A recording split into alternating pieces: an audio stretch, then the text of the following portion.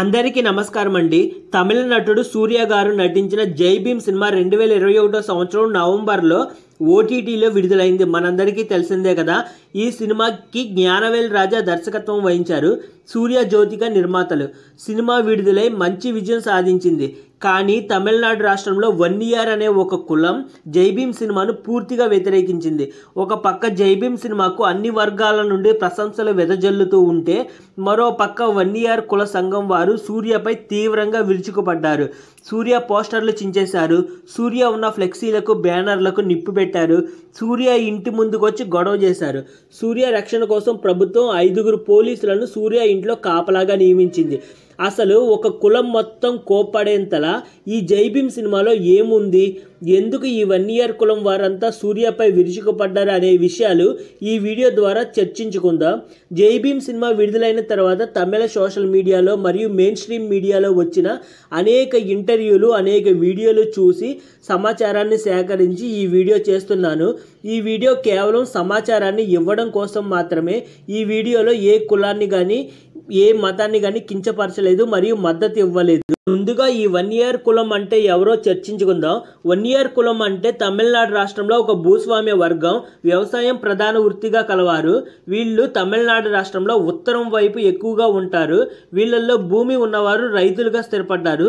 సొంత భూమి లేకపోవడం వల్ల కొంతమంది చెన్నై వంటి నగరాల్లో కూలీలుగా స్థిరపడ్డారు. సొంత భూమి ఉన్నా కానీ తమిళనాడు రాష్ట్రంలో వ్యవసాయం బాగా క్షీణించడం వలన, వ్యవసాయం బాగా తగ్గిపోవడం వలన మరికొంతమంది చెన్నై, బెంగళూరు వంటి నగరాల్లో కూలీలుగా స్థిరపడ్డారు. వీళ్ళ జనాభా ఎక్కువగా ఉండడం వల్ల రాజకీయాల్లో కూడా రాణిస్తున్నారు. 80లు 90ల్లో వీళ్ళు ఎక్కువగా కమ్యూనిస్టు పార్టీలకు సేవలు అందించారని చెబుతుంటారు. ప్రస్తుత కాలంలో వీరిలో చాలామంది బీజేపీకి మద్దతు ఇస్తున్నారంట. క్షుణ్ణంగా చెప్పాలంటే ఇది 1 ఇయర్ల యొక్క చరిత్ర. ఇక సినిమా గొడవ విషయానికి వస్తే, 1 ఇయర్ కులం వారికి కోపం రావడానికి ఈ సినిమాలో 3 కారణాలు ఉన్నాయి. అంటే సినిమాలో చూపించిన 3 విషయాల వల్ల వీళ్ళకి బాగా కోపం వచ్చిందనమాట. అవేమిటంటే, మొదటి కారణం విలన్ ఇంట్లో క్యాలెండర్, రెండవ కారణం విలన్ పేరు, మూడవ కారణం ఊరి సర్పంచ్. ఈ మూడింటి గురించి వివరంగా మాట్లాడుకుందాం. మొదటి కారణం వచ్చేసి క్యాలెండర్. విలన్ ఇంట్లో క్యాలెండర్ విషయానికి వస్తే అసలు గొడవ మొదలైందే ఇక్కడ. సినిమాలో లాకప్ డెత్ వల్ల రాజా కన్ను చచ్చిపోతాడు తెలుసు కదా. ఆ విషయాన్ని ఒక కానిస్టేబుల్ పోలీస్ స్టేషన్ నుండి ఎస్ఐ ఇంటికి ఫోన్ చేసి చెప్తాడు. అప్పుడు ఎస్ఐ ఇంట్లో కూర్చుని ఫోన్ మాట్లాడుతూ ఉంటాడు కదా. అప్పుడు ఆ ఇంట్లో బ్యాక్గ్రౌండ్లో ఒక క్యాలెండర్ కనిపిస్తుంది. ఆ క్యాలెండర్లో అగ్ని కలశం కనిపిస్తుంది. ఈ అగ్ని కలశం అనేది 1 ఇయర్ సంఘం వారు వాళ్ళ కులం గుర్తుగా ప్రదర్శించుకుంటారు. ఈ అగ్ని కలశం అనేది 1 ఇయర్ కులం గుర్తు అనేది తమిళనాడులో అందరికీ తెలుసు. ఇక్కడ క్యాలెండర్ పెట్టి కావాలనే సినిమాలో విలన్ని 1 ఇయర్ కులస్తుడిగా చిత్రీకరించారు అని 1 ఇయర్ కులం వారి వాదన. నిజ జీవితంలో చూస్తే ఆ లాకప్ డెత్ చేసిన విలన్ ఉన్నాడు కదా, అది ఆ లాకప్ డెత్ చేసిన ఎస్ఐ పేరు ఆంటోనీ స్వామి. అతను బై బర్త్ ఒక క్రిస్టియన్ అనమాట. కన్వర్టెడ్ క్రిస్టియన్ కాదు, అంతకుముందు చాలా తరాల ముందు నుంచే క్రిస్టియన్స్గా ఉన్నారు వాళ్ళ కుటుంబం వారు.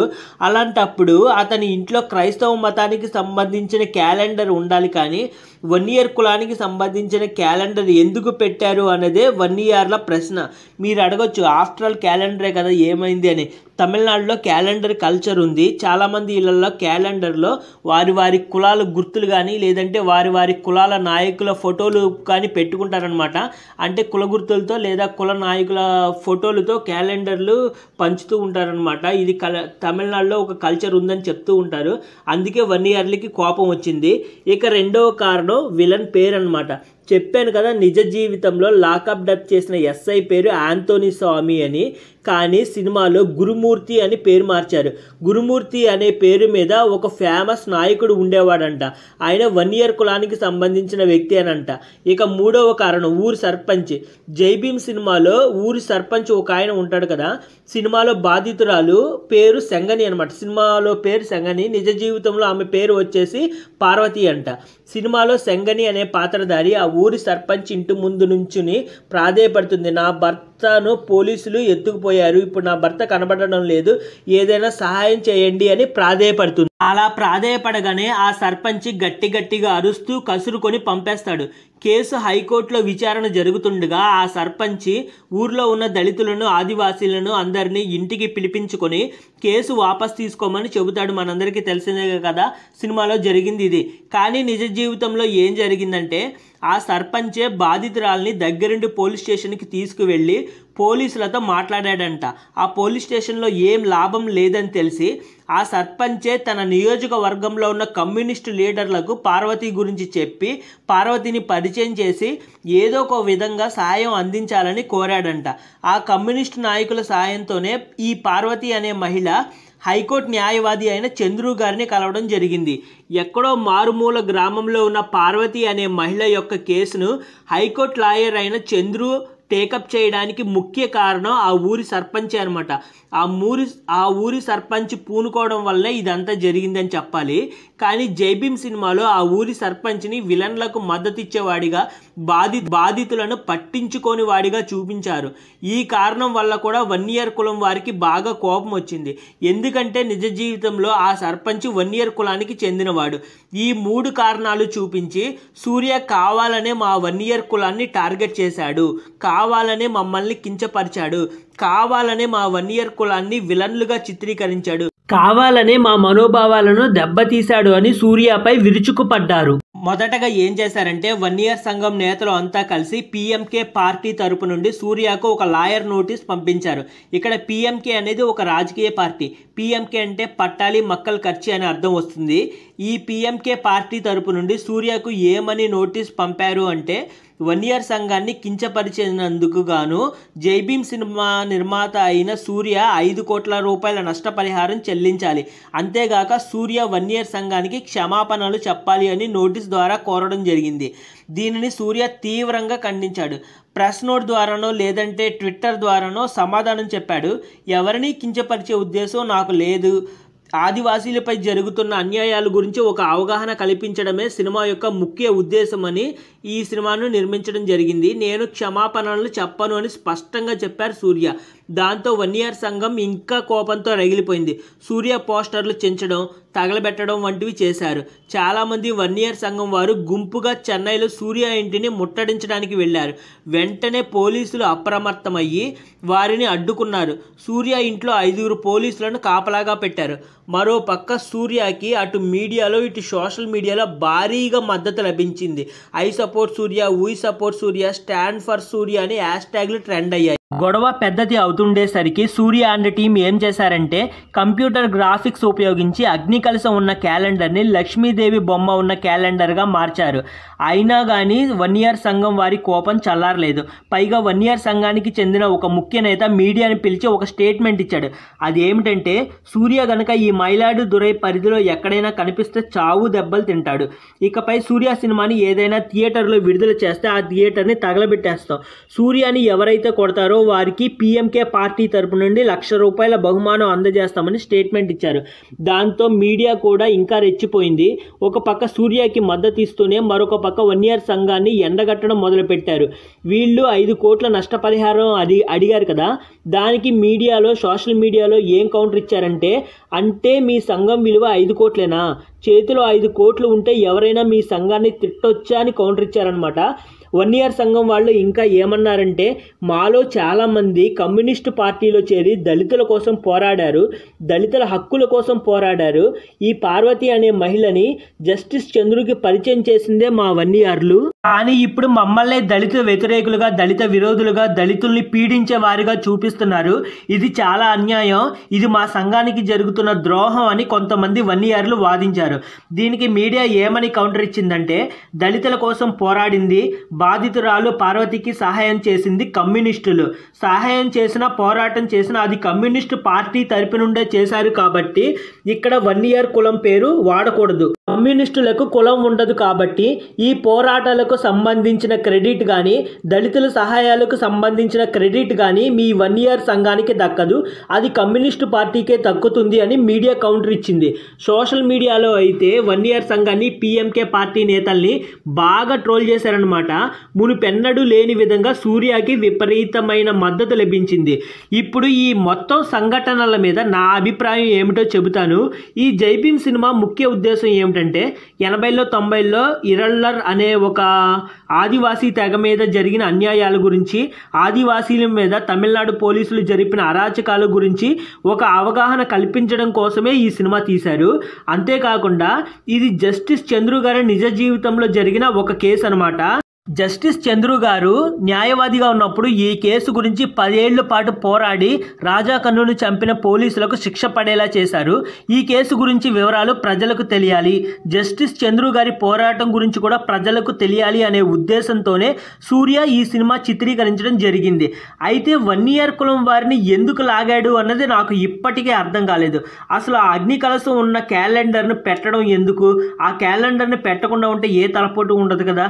పైగా ఇదేంటంటే అనుకోకుండా పెట్టింది అని చెప్పడానికి లేదు. 80-90లో ఉన్న క్యాలెండర్ డిజైన్ వేరు, ఇప్పుడున్న డిజైన్ వేరు అనమాట. దాని మీద ఉన్న అగ్ని కలశం చిహ్నం మాత్రం అదే, కానీ దాని డిజైన్ వేరుగా ఉంటుంది అనమాట. బాగా 80లో 90లో వాడిన క్యాలెండర్ని ప్రింట్ చేసి మరీ కావాలని పెట్టారు. ఇక్కడ తప్పించుకోవడానికి లేదనమాట. అనుకోకుండా జరిగింది అని తప్పించుకోవడానికి లేదు, కావాలనే పెట్టారు. అదీ కాకుండా ఆంటోనీ స్వామి అనే పేరుని గురుమూర్తిగా మార్చారు. అసలు ఎందుకు ఇదంతా చేశారు అన్నది నాకు ఇప్పటికీ అర్థం కాలేదు. అసలు ఇవన్నీ చేయకుండా ఉంటే ఈ తలకాయ నొప్పి వ్యవహారాలు ఏమి ఉండే కాదు కదా. ఉన్నది ఉన్నట్లుగా తీసి ఉంటే ఎవరికి ఏ బాధ ఉండేది కాదు. పబ్లిసిటీ కోసం చేశారా, లేదంటే సూర్యకి డైరెక్టర్కి 1 ఇయర్ సంఘం మీద ఏమైనా వ్యక్తిగత కక్షలు ఉన్నాయా అనేది తెలియదు, కానీ వాళ్ళని లాగడం మాత్రం తప్పే. ఆ 1 ఇయర్ సంఘాన్ని కావాలని లాగడం మాత్రం తప్పే అని నా ఉద్దేశం. అలాగే ఈ మొత్తం సంఘటనలో నాకు వ్యక్తిగతంగా నచ్చని విషయం ఏమిటంటే క్యాలెండర్ మీద ఉన్న అగ్ని కలశం బొమ్మని లక్ష్మీదేవి బొమ్మగా ఎడిట్ చేయడం అస్సలు నచ్చలేదన్నమాట నాకు. అంటే సూర్య అండ్ టీము ఇక్కడ హిందువులను రెచ్చగొట్టే ప్రయత్నం చేశారు. సీజీలో క్యాలెండర్ మీద ఉన్న బొమ్మని మార్చే బదులు అక్కడ అసలు క్యాలెండర్ లేకుండా ఎరేజ్ చేయొచ్చు కదా. లక్ష్మీదేవి బొమ్మనే ఎందుకు పెట్టాలి? ఎందుకంటే హిందువులను రెచ్చగొడితే బీజేపీ వస్తుంది. అప్పుడు 1 ఇయర్ వర్సెస్ జై భీమ్ కాంట్రవర్సీ కాస్త బీజేపీ వర్సెస్ జై భీమ్ అవుతుంది. దాంతో 1 ఇయర్ ఇష్యూ పక్కదారి పడుతుంది అనమాట. కావాలనే ఈ విషయాన్ని బీజేపీకి అంటగట్టే ప్రయత్నం చేశారనే చెప్పాలి, కానీ ఆ పప్పులేవి ఉడకలేదు. అదేవిధంగా ఈ గొడవని ఎలాగైనా సరే బీజేపీకి అంటగట్టాలని సోషల్ మీడియాలో కొంతమంది తీవ్రంగా ప్రయత్నించారు. మెయిన్ స్ట్రీమ్ మీడియాలో ఇటువంటి ప్రయత్నం జరగలేదు, కానీ సోషల్ మీడియాలో ముమ్మరంగా బీజేపీకి అంటగట్టే ప్రయత్నం అయితే జరిగింది. ఏ విధంగా అంటే ఇటీవల కాలంలో 1 ఇయర్ సంఘం నుండి చాలా మంది బీజేపీలో చేరారు. ఈ 1 ఇయర్ వర్సెస్ జై భీమ్ గొడవ అంతా బీజేపీ నడిపిస్తున్న డ్రామా అని కొంతమంది ప్రచారం చేశారు, కానీ ఆ పప్పులు కూడా ఉడకలేదు. తమిళనాడు బీజేపీ నేతలు అటువైపు కూడా తిరిగి చూడలేదు. ఈ కులరంపులోకి దిగడం ఎందుకు అని అస్సలు పట్టించుకోలేదన్నమాట. దాంతో ఇది 1 ఇయర్ వర్సెస్ జై భీమ్ గొడవగానే చెలరేగింది. ఈ గొడవ ఒక నెల రోజుల పాటు కొనసాగింది అంతే. ఆ తర్వాత కాలంలో గొడవ సద్దుమణిగిపోయిందనే చెప్పాలి. ఆ తర్వాత కాలంలో 1 ఇయర్ సంఘం నేతలు కానివ్వండి, మీడియా కానివ్వండి, ఈ గొడవ గురించి ఎటువంటి ప్రస్తావన తీసుకురాలేదు. ఈ గొడవను తిరిగి లేవనెత్తలేదన్నమాట. ఎవరి దారి వారిని పోయారు, ఎవరి పని వాళ్ళు చేసుకుంటున్నారు. ఇదంతా 2021లో జరిగింది. ఆ తర్వాత కాలంలో 2022 ఫిబ్రవరి 19న ఈటీ విడుదలై యావరేజ్ అయిందనమాట.